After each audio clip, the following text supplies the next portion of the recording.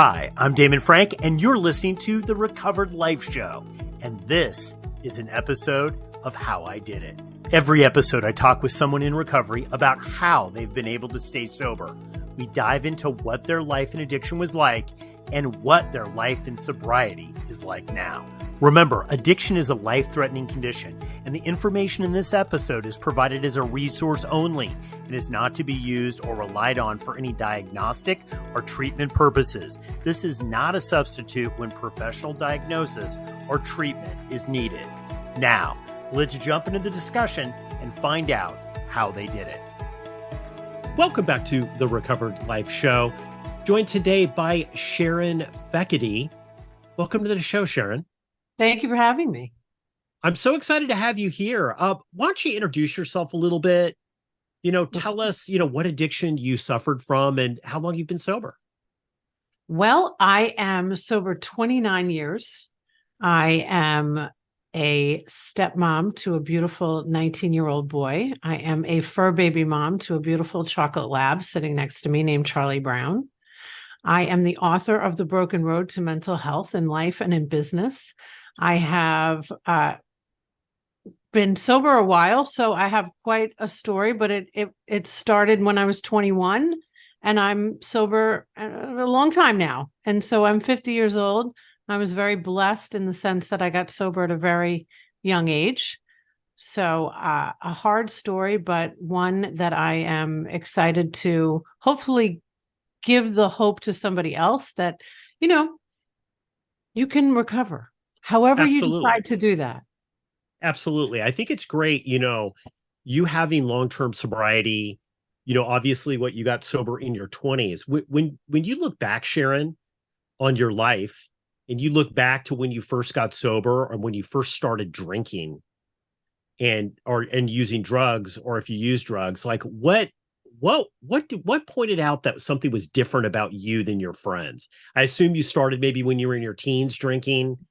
Yes. When did you start to notice that, like, hey, I don't drink like other people drink?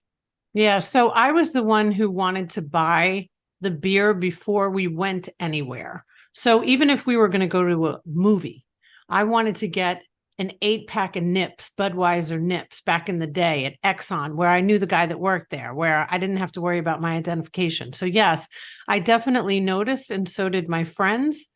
And I think it was very, very innocent from probably the age of 15 to 18. And then 18 was the first family intervention. So I came home one night after a night of drinking, and my family was sitting in the living room, my godfather. And of course, I was drunk, so it didn't really matter what they were saying. All I knew is that the next day I was packing up and going to my first rehab, Seafield Pines in New Hampshire. It was an adolescent rehab. And I stayed there until they kicked me out because I had, 2 rehab romances, and they had accused me of smoking pot in the rehab. Second rehab, I was mandated. I had gotten arrested. So, the progression of the disease. 19 years old, arrested. Now I'm going to my second, what I like to call day camp rehab. I love rehabs. They're very helpful. But for me, it was just like a good time. I went to my second rehab and started thinking, you know what, maybe there's something to this. I spent the night in jail. My parents were going to Al-Anon, or as we like to say back then, the other side. And they wouldn't bail me out. So they let me, kind of sit in jail at Nassau County in Long Island, New York for a night. And then they didn't tell me when I was in the rehab, which was smart, that I was mandated to a halfway house for 3 months after that in Poughkeepsie, New York. And that's what they called it, not me, Poughkeepsie, New York. And I left after being there for a month, even though I was mandated there and could have gone to jail, because I would have rather gone to jail in my sick, twisted mind at that time than spent another minute with these people that I did not think were like me. Because, I told them I was from a residential area, which meant nothing, right? And still to this day, I don't even know what I meant by that. But I didn't think I was like the person that had done heroin and was homeless. I was from, a family of love. And, I had 2 brothers, a big Irish family in New York. I wasn't like them. And then, I blacked out at 19. And moved to Detroit, Michigan in a blackout and stayed there until I was 21 years old. And I was I turned out to be a lot like those people that were in that halfway house that I didn't think that I would become like. So I was homeless, addicted, abused, beaten, all the things. And, I say this almost flippantly now on this beautiful show that you're doing to help that one other person. But I've been talking about this for 29 years. So I've worked through all that trauma, thank God. But by the time I got back when I was 21 years old, both times that I had any length of sobriety, which was, in that halfway house, I had become very depressed and suicidal. So my depression always came with not drinking. So my goal was to not do that anymore because that was my medicine. So 21 years old, took a Greyhound bus back to Long Island, New York. And when you sit next to a very smelly man after 10 hours on a bus, you start thinking about your life. And I had been introduced to the 12-step program a few times by a few different professionals and some courts. And this time it was, really kind of my idea that maybe I needed some help. So I had my last drink on my mother's birthday, August 11th, 1994. And thankfully have not had the need to pick up. But I certainly had the need to leave the earth in that first year. I suffered tremendously with depression. And if it wasn't for my father's employee assistance program at New York Hospital, I probably wouldn't be here today because he asked me the one question that saved my life, which I will share with your audience right now. And that is, are you having suicidal thoughts? And I was. And with that came the real start of my recovery. Once I realized that not only did I struggle with being an alcoholic and an addict, and yes, I did many drugs. And one of the chapters in my book is called I Smoked Crack. So I'm pretty truthful about all the things that I have done. But it really wasn't until I got that depression under wraps that I was able to really recover.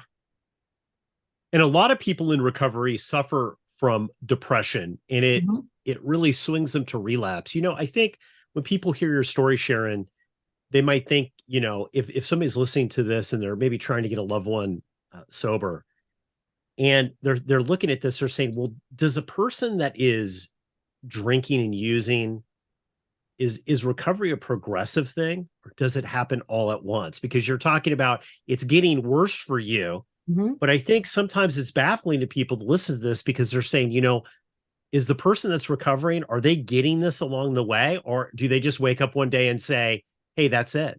Well, I think everybody's different. First of all, I think that everybody's recovery journey is different.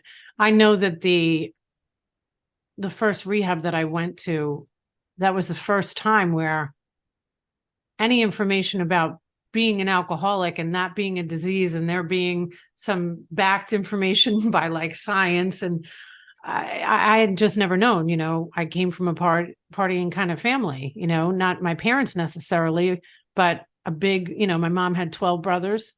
My dad had 8 in his family. So, and they were born in Dublin.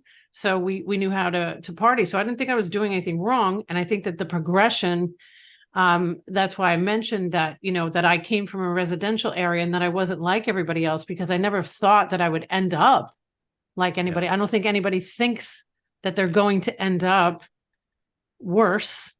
And I think that really at the end of the day, for me, it's about willingness. I was just willing to do whatever it took. I feel very blessed in the sense that I came in with that gift of desperation, that I had already done all the things. And not only did I, black out, I blacked out and moved to another state, and people thought I was dead, that loved me very much. And nobody abandoned me.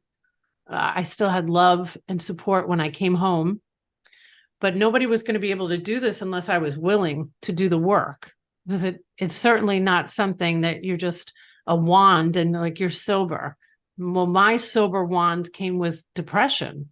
So now how am I going to live a life without alcohol and drugs and not want to die? Well, that took a long time.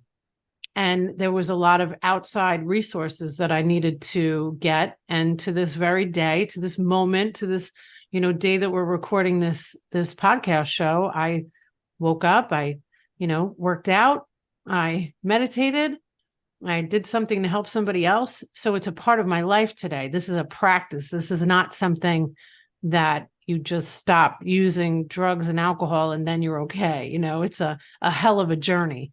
And it doesn't, in my opinion, matter to me how anybody gets sober or how anybody gets help, as long as somebody is willing to get it, because this is not something somebody can give you. It comes with the willingness and then the work to stay. I mean, I'm sure you Absolutely. understand completely what I'm saying. Yeah. Being sober 29 years, people are like, that must be fantastic. I'm like, well, yeah, it is. But it's also, I feel like I have to work a lot harder, to stay connected to community, to be involved, to give back, to ask for help. Once you're around for a long time, people look at you like you might have your stuff together. And Yeah, absolutely. It's interesting. You talked about being from a partying family and, the evolution that you've had being sober. We've been sober for around the same amount of time. And, I've seen addiction awareness just really change. When I got sober, I didn't know anybody who was sober. I really didn't, Mhm. and I tell people now that are coming up and getting sober, they're like, what are you talking about? Like, didn't you just go on Instagram and sit? No, there was no Instagram, right? No So internet existed there, when we got sober. exactly. And it's changed so much. Looking back on your childhood, you said you came from a partying childhood. Did you see alcoholism there? Did you know anybody that was sober, or was this just a total foreign thing to you? No, I didn't know. Absolutely not. I did not know anybody that was sober. I do have an uncle. I remember that drove me down to a park and told me that he too was struggling. But he was, even though he was only probably what is my age today, when I was 18 years old, I thought he was 900. Yeah. And I'm not ready to give this up yet. I'm just having a good time. But I think he was the only example of that. And then it was just, that's just the culture that we were raised in. And that's not to say that my culture is much different than other cultures. I hear a lot where I come from, nobody talks about this. Well, guess what? That's the term that everybody whispers to me. Sharon, where I'm from, nobody talks about what you talk about. I know. That's why I'm talking about it. Exactly. Yeah. Let's talk about that bottom point where that day or a few days where you kind of made a decision, hey, I'm gonna try this. And I Mhm. know you'd been going in and out of rehabs, things had happened to you in your life, right? You're around sober people, you're not, you're using, you're not. Mhm. Take us back to that day and what was going through your head and what you were thinking about Mhm. when that light switch is like went off and said, hey, you know what? Maybe I'm gonna try to pursue this sobriety thing. Well, nobody had ever really approached the subject of me having an issue with depression. So the only issue that had ever presented to me was that I was an alcoholic and a drug addict.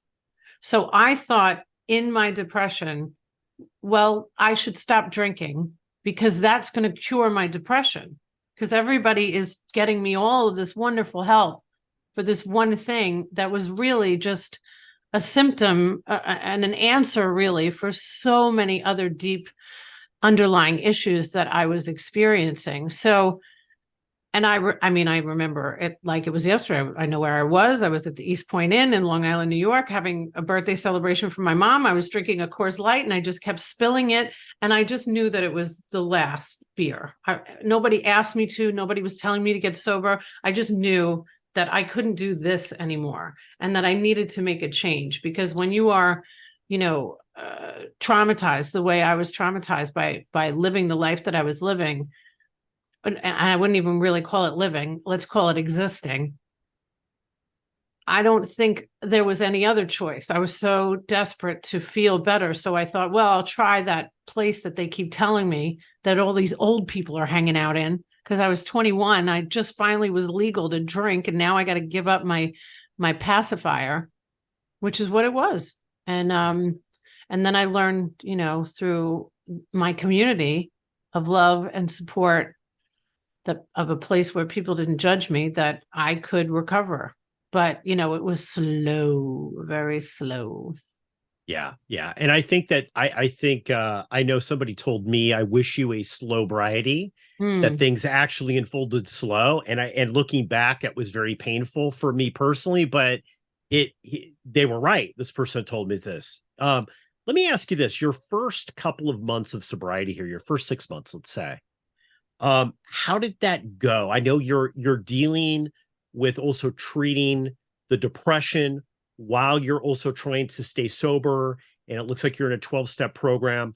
What really worked for you to help, looking back now when you look at this? What were the things that really worked to help get you long-term sobriety that you did in your first 6 months? Well, the only thing that worked was that I didn't give up. The only thing that worked is that I didn't kill myself. I'm going to just be very raw and real about it, because my first 6 months was me planning my suicide. So there wasn't this, I couldn't even speak. I couldn't even finish a sentence. I thought I had lost my mind. I thought that girl that woke up singing and excited about life was gone and was never, ever, ever, ever coming back. So I saw only darkness. I could not see the light. And so it was absolutely me getting this outside help. When I met my father's employee assistance program counselor, Ben Figueres, and he asked me that question. That was when I started seeing the light. And it came in a 20 milligram of Prozac. And I think that if you had given me fake Prozac, it would have worked too. It felt like there was just a piece of hope. And I haven't taken any medication since, and I was only on it for 6 months. But I don't have any opinions about what people do. But I needed somebody who was going to listen to me and who was going not to judge me. And then my recovery, coupled with that, started to become a very, very safe space. But I really like to emphasize the fact that, because I don't think we talk about it enough in sobriety, there's one thing about me being 29 years sober, but it's a way bigger deal for me that I haven't wanted to die for 29 years. So there's this great pamphlet now in recovery, and it's, AA for people with mental health issues. And that only came out in 2018. And I don't care what anybody does. I really have no opinions, because I too have met many Instagram influencers that are sober curious. And I think it's all great. I just didn't have that option. So what helped me the most was that I didn't give up, that I stayed willing. I just hung on. I just really, really hung on. And then getting a support system and a woman in my life that I could trust, that has been with me for, almost 3 decades now, has been a real gift, because I need people in my life that are going to be honest with me. Because it Sharon, is I life and like death. it is. And I love that you're talking about mental health issues, because I think your experience in the time that you got sober is very rare, because I know that in 12-step groups, they didn't really talk about mental health issues as much. And now that they talk about it a lot. I love that. People are talking about trauma, how it Mhm. affects getting sober. They're talking about, these character defects. Are they character defects? Are they trauma responses? Do you have depression? And obviously, in the big book of Alcoholics Anonymous, the person who wrote most of it suffered from depression, that we know now, right? So Yes. I think this is great. I think a lot of people are also confused too. I think that they think if they get sober, it's a catch-all, and if they work whatever program that is, it's also going to solve and cure, for lack of a better word, any mental health issue they have. I found that that's a very dangerous approach, and I've seen Yes. a lot of people die because Yes. of that, because they were just either in denial, or the support system didn't recognize that it wasn't just addiction that they were suffering from.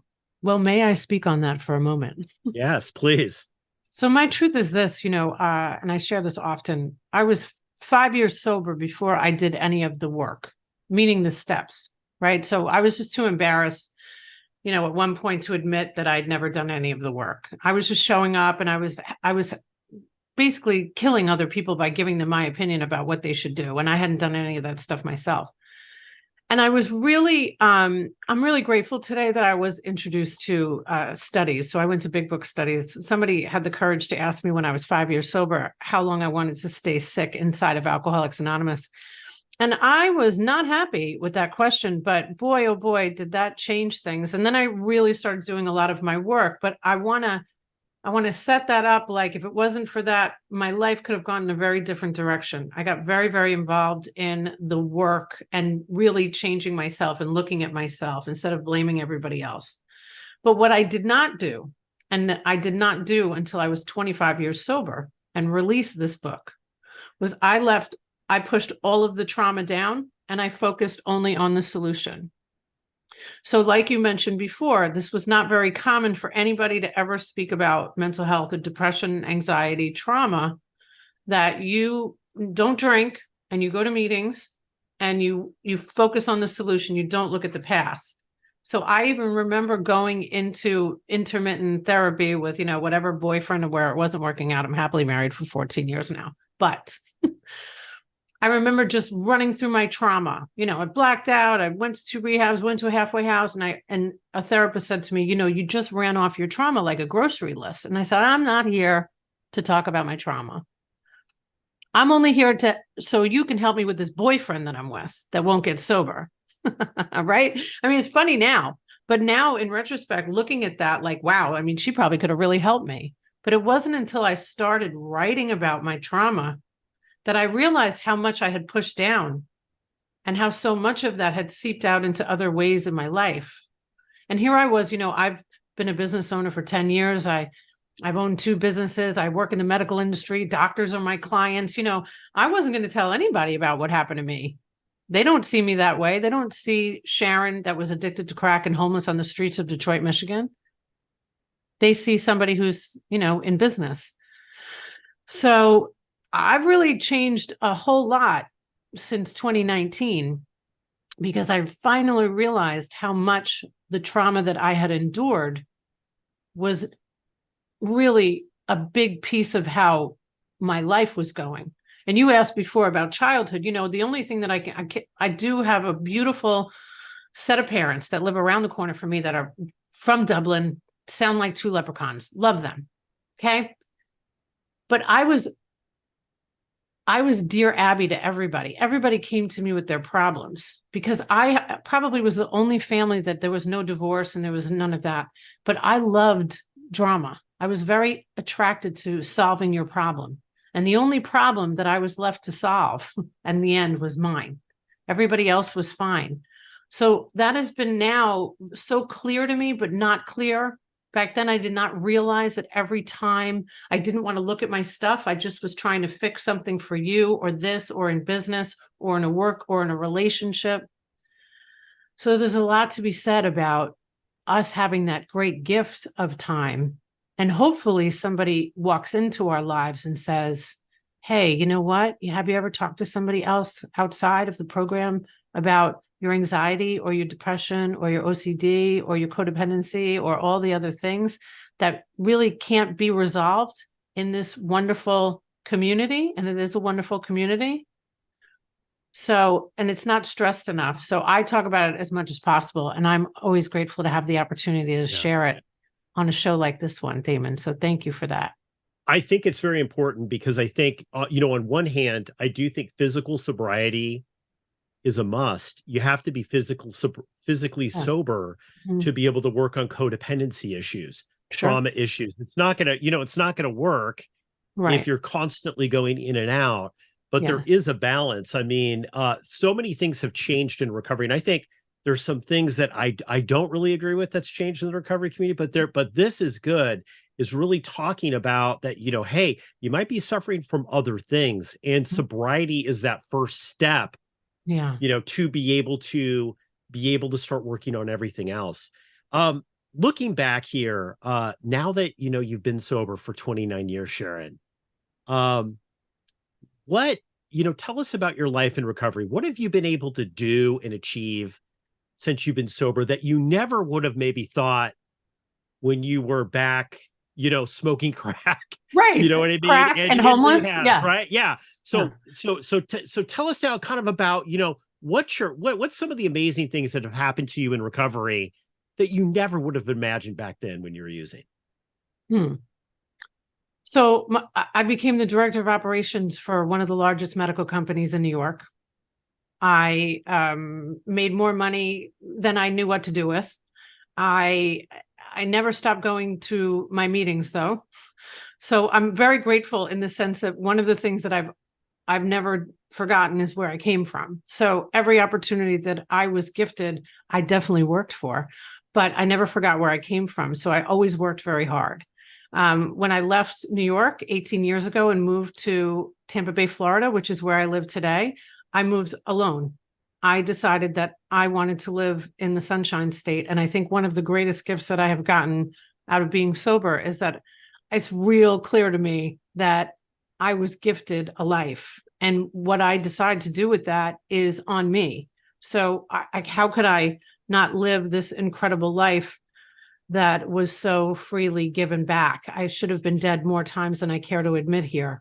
So moving here to Florida was incredible. I ran a large medical practice here. I met my husband.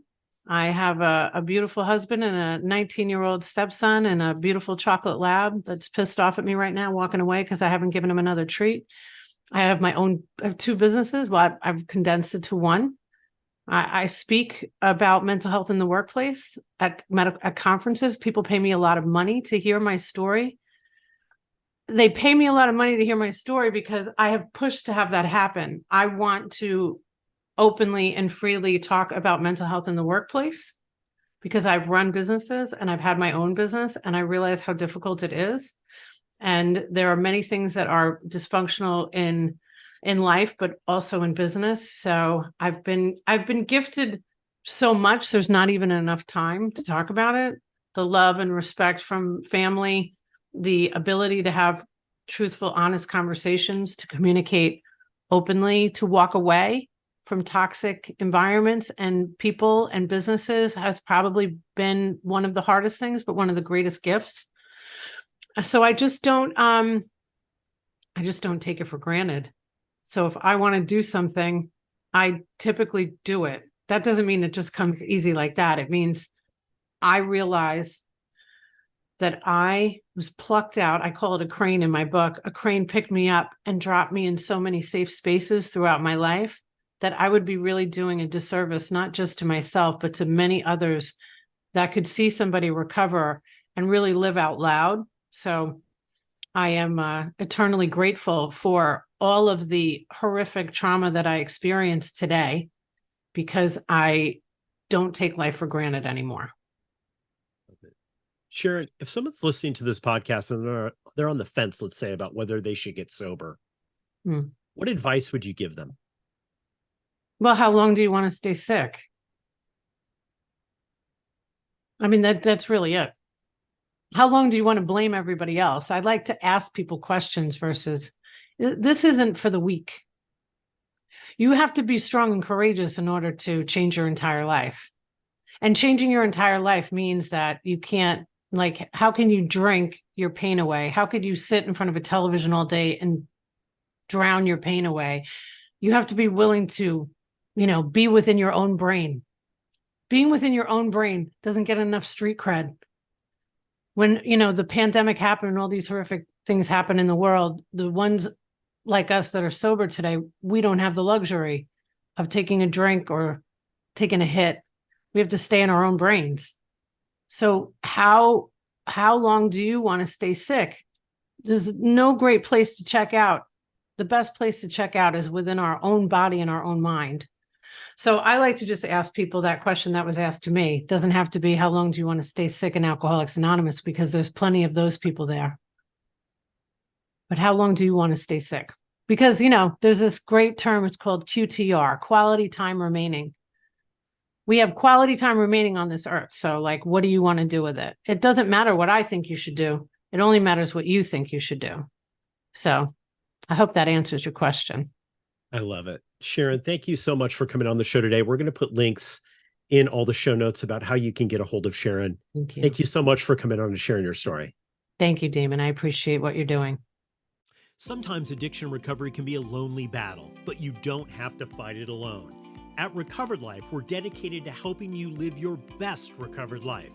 And that's why we're inviting you to subscribe to our free weekly newsletter. Every week, we carefully curate exclusive content from leading minds in addiction recovery, mental health, and all things important to the recovery lifestyle.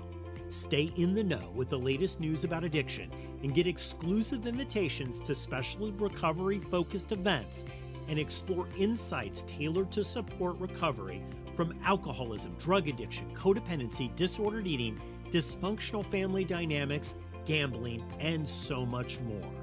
With our newsletter, each week becomes an opportunity for growth, healing, and taking a step closer to the life you deserve. Take your first step towards a brighter future today. Go to recoveredlife.us and subscribe for free.